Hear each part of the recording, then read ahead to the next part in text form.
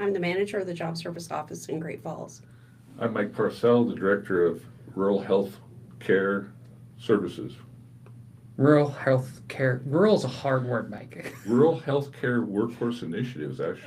It's got a long title. I do. I just walked into this job about 3 weeks ago, so. Well, congratulations. Well, thank you.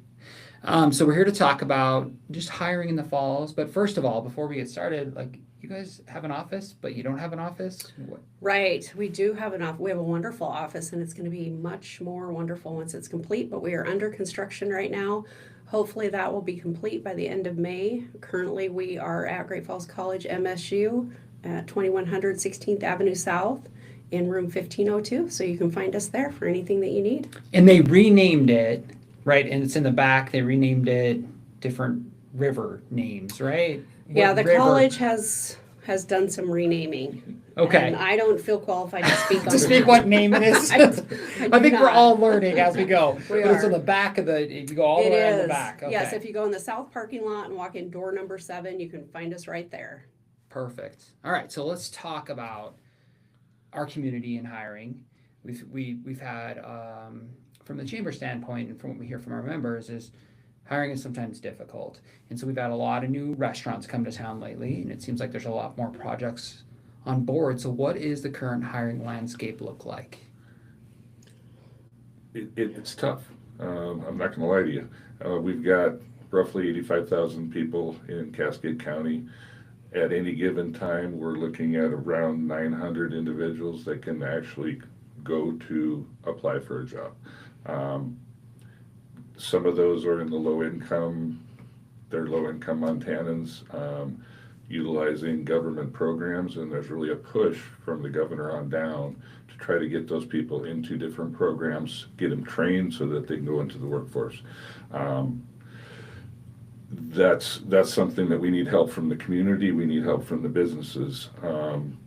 If you see somebody like that comes in that doesn't have a lot of education, doesn't have a lot of training, on-the-job training is a great opportunity right now. Registered apprenticeships, working with groups like the Chamber, where we can all come together and get these individuals into career opportunities that they maybe wasn't available to them previously. So, when we think, first of all, anybody has any other questions they can ask, just put it in the comments. Jordan's over in the corner. You can't see her. She'll answer those questions or give them to us. So when you think about the businesses that are coming, I mean, lately it's a lot of restaurants. Yes. And would you say that's like the biggest work shortage? Because I feel like we hear that there's a new restaurant open, and therefore I know I'm going to lose employees to the new restaurant because they look for. So it seems like it's just a circle, and we need more people. Yeah, we've got, in the last 6 months, we've had 3 or 4 restaurants opening. We've got another one opening here next week or the week after. That makes it difficult for food service, and food service isn't, a lot of individuals look at food service as a starting point, especially fast food. And it's very difficult when there's the opportunities available in other industries to now where there's a shortage of workforce. People are taking advantage of some of those people that are working in food service at maybe a lower wage, so that it's a vicious circle. One restaurant is sitting well until a new restaurant comes in, and then that restaurant takes those employees, and it just kind of revolves. How to resolve that, I don't know. Some other industries, construction and healthcare, Yes. especially healthcare. We're hearing about the healthcare. An individual from Great Falls Clinic gave me the statistic that one physician brings $1.9 million of economic value to our community. And that blew me away. And it's like, why isn't everyone becoming physicians? And that's, just in general, an average, each one different level. But it seems like they have a lot of traveling healthcare folks that come in, work for a little while, and move on to somewhere else because we can't get employees to live here. And then construction, we see that. We can't get local folks enough local people to build all the needs that we have. So I don't know if you want to touch on any of those. I kind of summarized it. Well, I think Mike can touch a little bit on that. Yeah, I think as a community, we need to come together, competitors need to work together to help build that workforce. There's been some training programs through Great Falls College that have been really successful, industry-led, and I think we need to see more of that. We need to have hospitals and clinics come together. We need to have construction companies come together and work together to create a training program that goes across the industry. So if we have Sletton and Dick Anderson, if they can create a program that's universal throughout the industry, then if that person, and the workforce is very transient right now. Yeah. You don't see people staying in the workplace for 25 years and getting the gold watch when they're done. You're seeing 6 months, a year. But if those people are trained for industry standards, they can pretty much go to the next business. If they go from Sletton to Dick Anderson, they still have those skills that was industry led and industry designed. Okay. So what other careers, local workforce today that we're overlooking? So I mean, that could possibly fill these gaps. So we have veteran students, career changers, retirees. That's something that we really need to be more open to. Businesses need to be more open to is looking at that untapped labor pool. Previously incarcerated, people Okay. with disabilities. Yeah, so realizing that those folks might be out there looking for work and not. So how does and maybe you don't have this answer, how can we reach those individuals to let them know that there is work available? They're out there looking for work. In most cases, unfortunately, we don't really look at them. You have somebody come in that may have a minor infraction.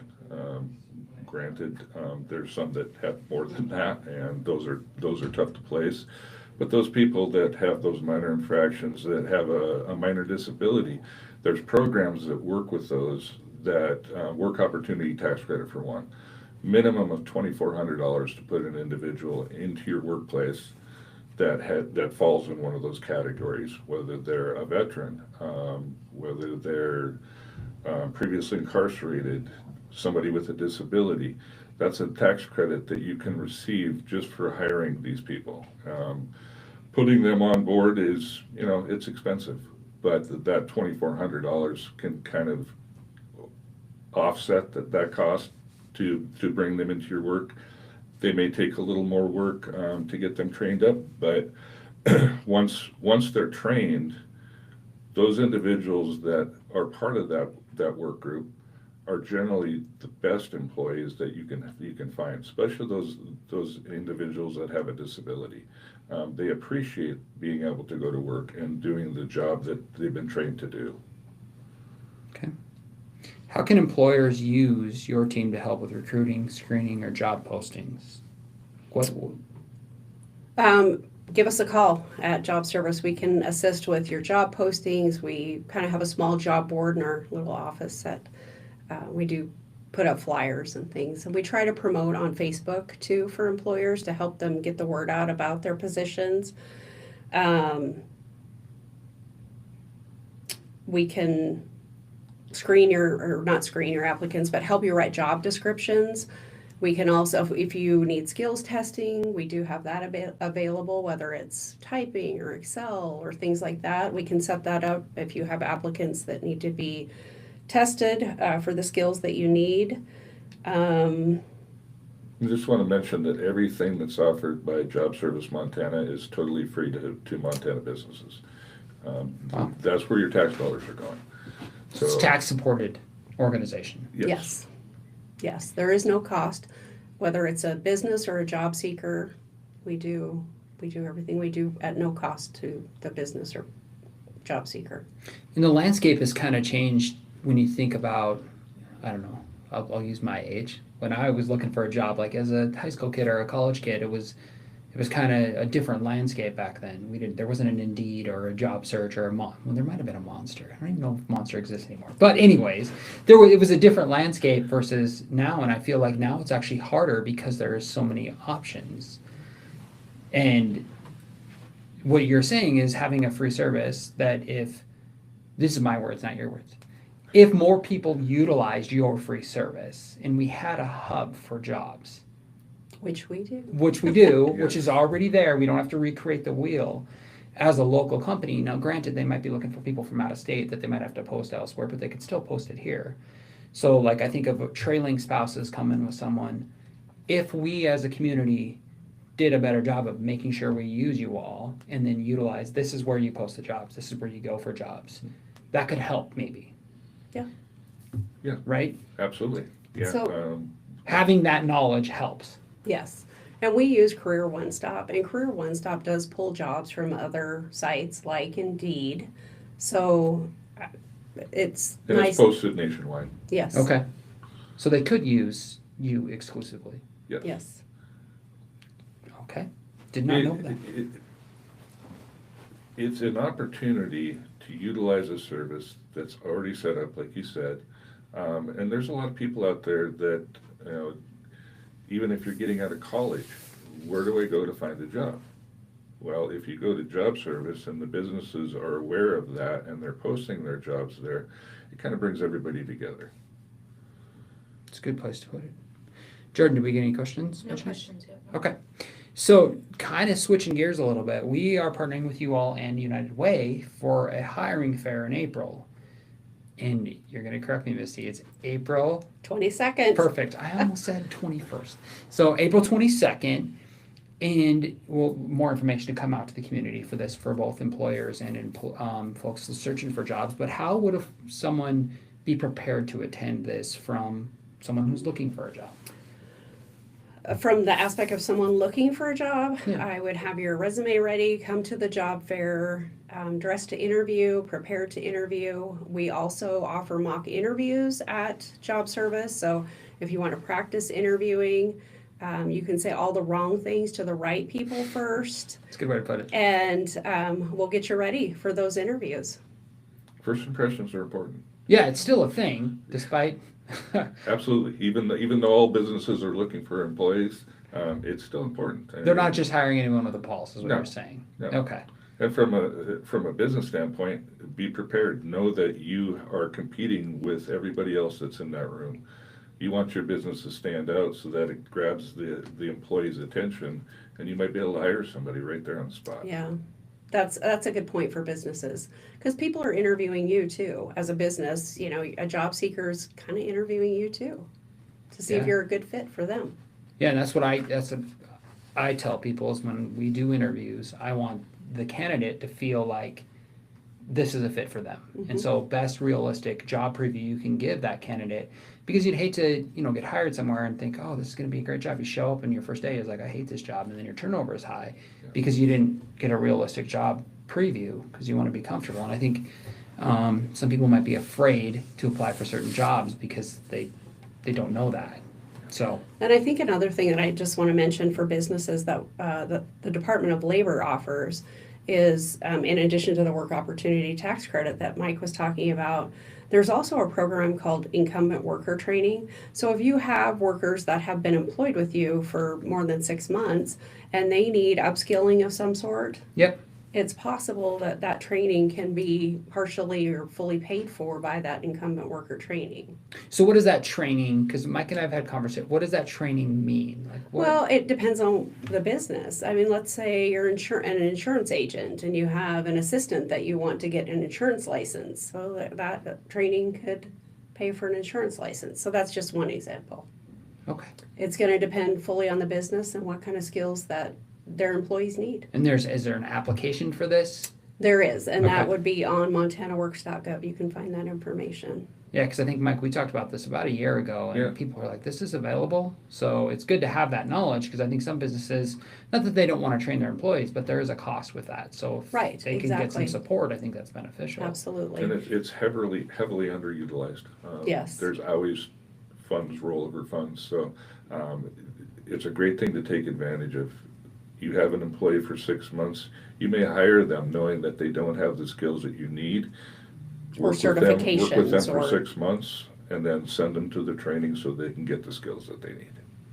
Perfect. And something else that's really underutilized is apprenticeships. And I think when people think about apprenticeships, they think of the skilled trades, electricians, plumbers, things like that. But an apprenticeship really can be built for almost any position. And so if you have something that you want to see if an apprenticeship can be created for, it would be a great idea to give us a call, and we can get you set up with our apprenticeship specialist.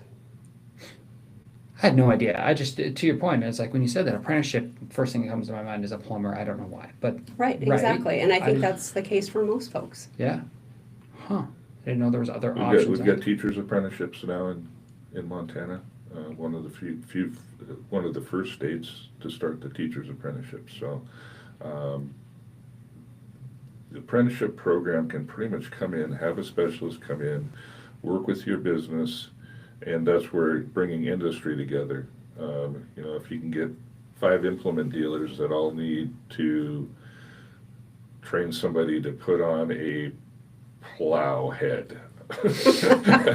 Can you tell I'm You, not- you sound exactly like you know what you're talking about. Just keep going. Yeah. Just keep going. But if they need that skill, they can, as an industry, they can have apprenticeship design a program for that specific skill, and that can be utilized in all of industry, no matter how many implement dealers are involved in that. Yeah, I think we're just dropping knowledge. I mean, that's what this is. But like, I imagine most people didn't know that this was the thing. The training thing was one thing, but now that you're saying that, that could be an option for others in the community, like the Could be an teaching option one. for you. You could get together with all the chambers, and if you needed one specific task, Yeah. needed to have them trained on it, yeah. Wow. And that could be utilized around the state for every chamber. Yeah. I'll have to reach out to the Montana Chambers. That'd be great. What other training programs available locally besides what you're talking about to help build in? Tom I've Pipeline. been involved with a couple programs through Great Falls College. They're a great resource. There's another opportunity if we have an industry come together with numerous businesses, bringing that information to Quincy Jones at the college. She can help design a class. We've got the short-term structural welding class, that's 7 weeks.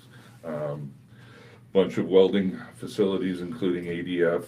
Trevor was really crucial in getting that going. But that class, I think we're in our 9th cohort now. Over 100 individuals have been trained in structural welding. And going from a 2-year or a 4-year welding class and getting the skills to get 2 certifications in 7 weeks, that's a huge opportunity for those individuals that maybe don't want to or don't have the money to go to college for 2 years. 7 weeks they can be into a job making over $25 an hour. Uh-huh. They've also started a flooring class there that's been really successful. All the flooring companies in Great Falls and the surrounding area got together. They said, we need these skills. Quincy and her crew up there, they started this class, and that's been very successful also. Those people that are coming out of that class are making 6 figures a year. It's amazing I had no idea that people putting down your flooring can make, over $100,000 a year. I got a hammer and a knee pads. I think that's all you need, right? You don't need just rip up the flooring and put it back in. Yeah, that's great. But it's really bringing everybody together. I work with you in Central Montana Works. That's a good opportunity to get involved. That's bringing industries together, hearing their voice, and really figuring out a way to increase the workforce. Not everybody is going to be a welder. Not everybody is going to be in construction.